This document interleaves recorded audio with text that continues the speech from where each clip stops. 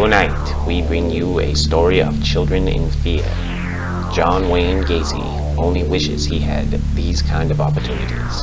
The young man in question will not say the exact location of the events that took place, but he will say it all happened in the Bald Hills in Washington State.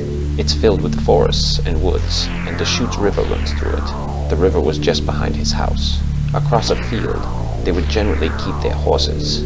Around the river was all rocky terrain, and just behind that, endless woods.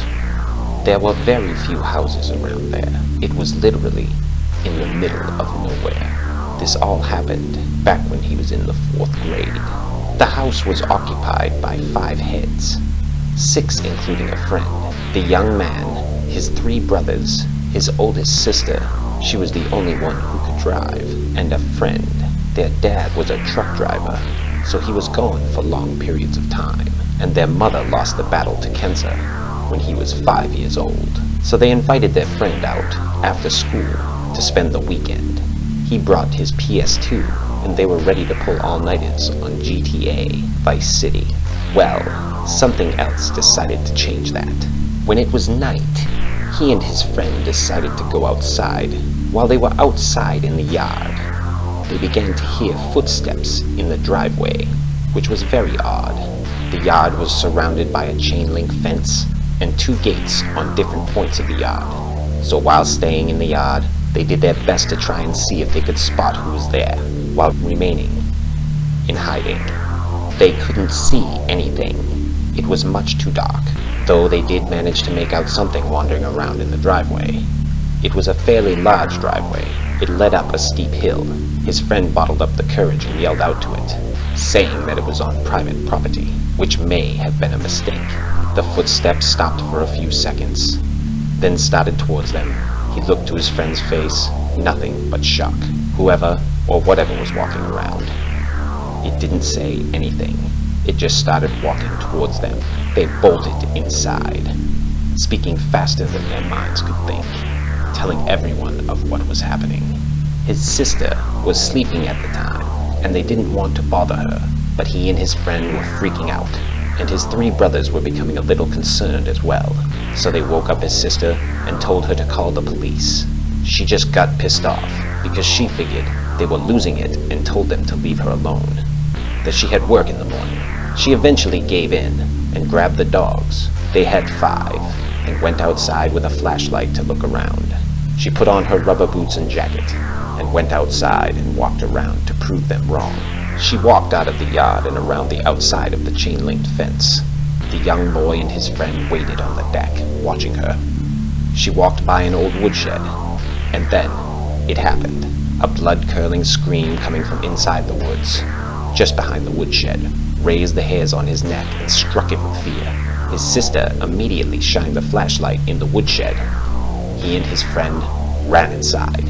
His sister came in a little after that, assuming it was just a raccoon and that she didn't see anything else.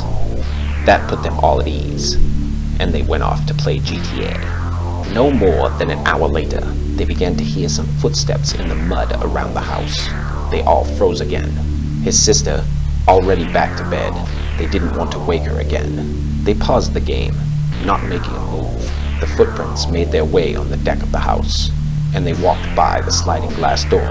They weren't steps like shoes or boots, more like padding, like feet. His oldest brother said they should all go into the basement and hide out in his room. They did just that, and they all grabbed a weapon of some kind, let it be a baseball bat or a kitchen knife. They all hung out in his oldest brother's room, and he eventually fell asleep. When he woke up, it was morning. He was very afraid to look outside through the windows, for fear of something looking at him. He finally managed to build up the courage to look, and nothing was outside. He and his brothers and his friend explored outside to see what they could find. They found several footprints in the mud, and their picnic table was smashed to pieces.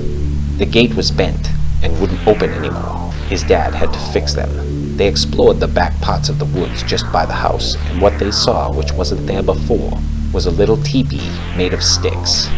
They'd kick it down, and it kept getting rebuilt the next day or 2. From that day on, they have been very frightened to explore the woods out there. However, one day, a few years later, just before they moved, he was outside in the dark, alone. The only sound was the sound of the rushing river and some wind rustling the large pine trees. He was in the backyard alone, leaning up against the chain-linked fence, with his flashlight peering into the field behind the house, seeing if he could see anything interesting. Then he caught two glares, a pair of eyes from inside the woods. They were focused on him and took several steps forward and stopped. His flashlight wasn't very powerful, so all he saw was some eye glares. It was roughly 20 to 30 feet away from him, but it was definitely close enough to get him startled. For a long time, he just stood there, shining his flashlight at it as it stared back at him. He was too scared to go up and look at it close up. So over a time, he turned around and headed back inside. That was the last time he saw the creature of the Bald Hills.